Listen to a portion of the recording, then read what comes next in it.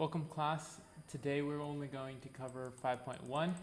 Normally we would cover 5.1 and 5.2, but today we're only going to be covering 5.1 because what I've learned over the time is that even though this seems like a review, many of you probably have forgotten the key fundamental trigonometric identities. And secondly, in class we're going to cover key problems that people missed on the test. I didn't finish grading the essay because I am still working through it, so you'll have your grades up today, but just know that that is there. Okay, so let's blow up this notes so that you'll actually get some of these notes done. The first ones are reciprocal identities. Now some of you will be able to name these straight off the bat, so I'll go through them. Reciprocal identities are the ones who are going to be over each other. So sine and cosecant, cosine and secant,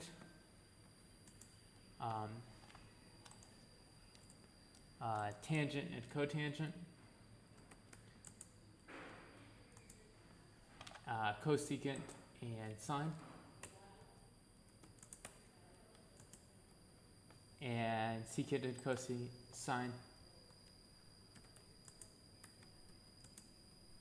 and then cotangent and tangent.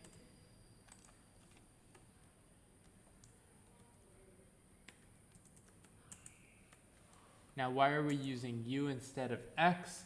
This is a great question. It's because x is going to change, so we're not really going to use x nearly as much. Now let's do quotients. Quotient is, sorry about that, don't know what just happened. Okay.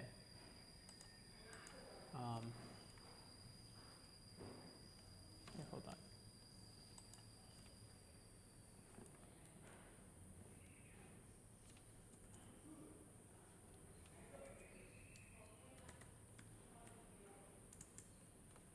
Tangent u is going to equal sine of u.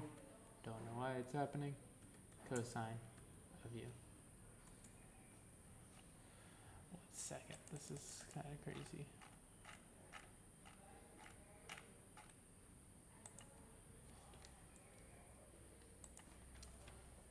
Is going to equal cosine u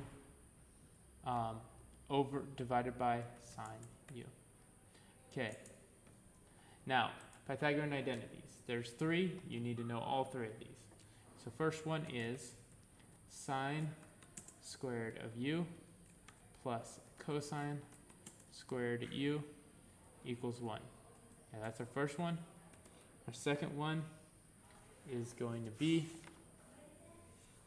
1 plus tangent squared u equals secant squared u. Now, can you modify these to move them around? Absolutely. And then 1 plus cotangent squared u will equal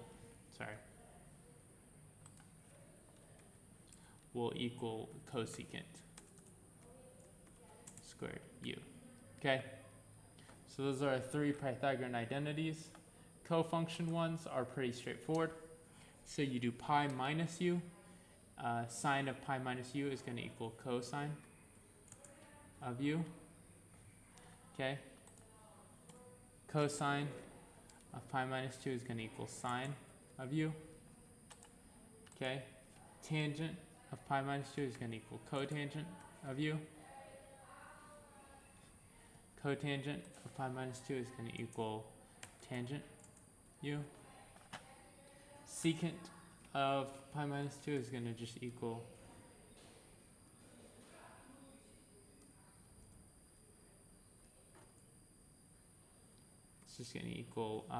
cosecant of u, and cosecant of pi minus 2 is just going to equal secant u. So you need to bear in mind pi over 2 is going to be 90 degrees, even and odd. So sine is an odd function.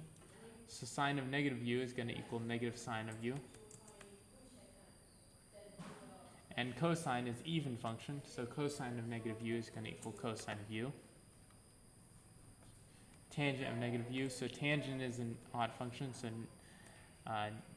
tangent of negative u is going to equal negative tangent of u. Cosecant is the same as sine.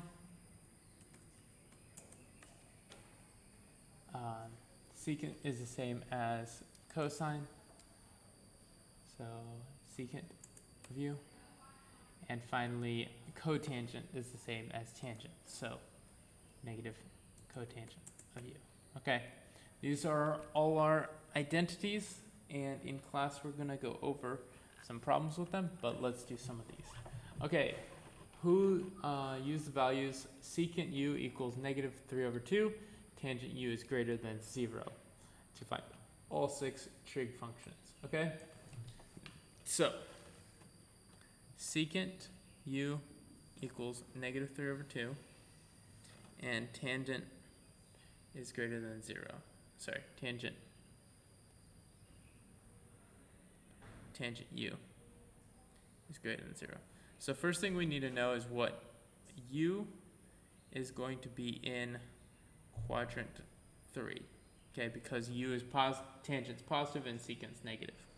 That's the only quadrant that happens. Okay, now we make this triangle. So the triangle is going to be 3. Secant is going to be negative 2. So if we do the math, we get 4 plus x equals 9.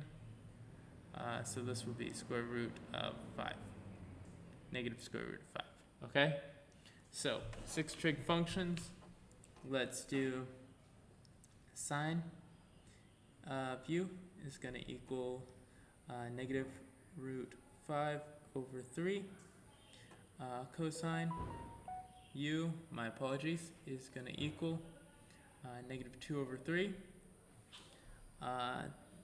Let's do cosecant u is going to equal negative 3 root 5 over 5. And then secant u is going to equal, we already have done this, but let's just write it. Tangent u is going to equal negative square root of 5 over 2. Cotangent, sorry, not negative, they're both positive. Cotangent u is going to equal 2 root 5 over 5.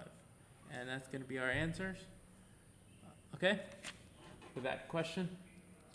Okay, moving on. So this is simplifying. We're going to be doing simplifying and factoring, okay? So in the notes, there's the question. I think we can get through this, so let's do it. Simplify sine cosine squared of x minus sine of x. So first thing I can do is I can factor off sine of x. So this is sine of x. I can factor off sine of x, so I get sine of x equals cosine squared of x minus 1. And if you do this properly, this is the same thing as, well, you factor off a negative 1. So factored off a negative 1 also. Well, yeah, we could just do it this way. So in the Pythagorean identities, what's this equal to? Well, that's equal to negative sine squared of x. And then if you multiply these two together, you get negative sine cubed of x. Now the book does an extra step here, but you need to remember Pythagorean identities and factoring, okay? So is that our answer? Yeah, because it's a simpler form.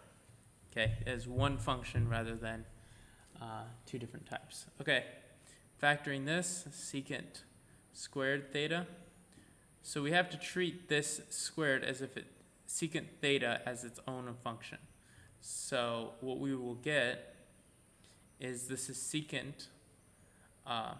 This is kind of going to give us, if this was hypothetically x squared minus 1, how would you factor that?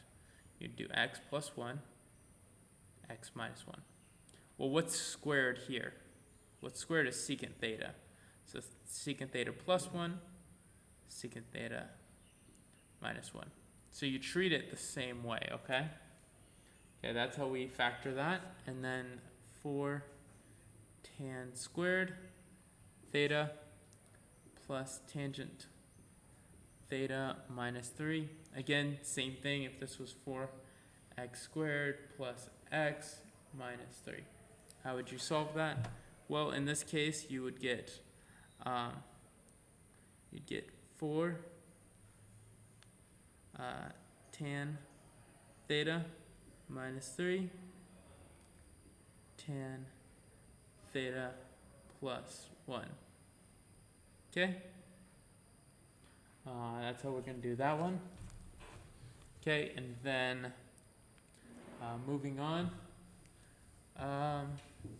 You know what? I'll go to the next video to continue this, okay? So we're going to factor out the last two, simplify, and then we're going to do 6 through 9, okay?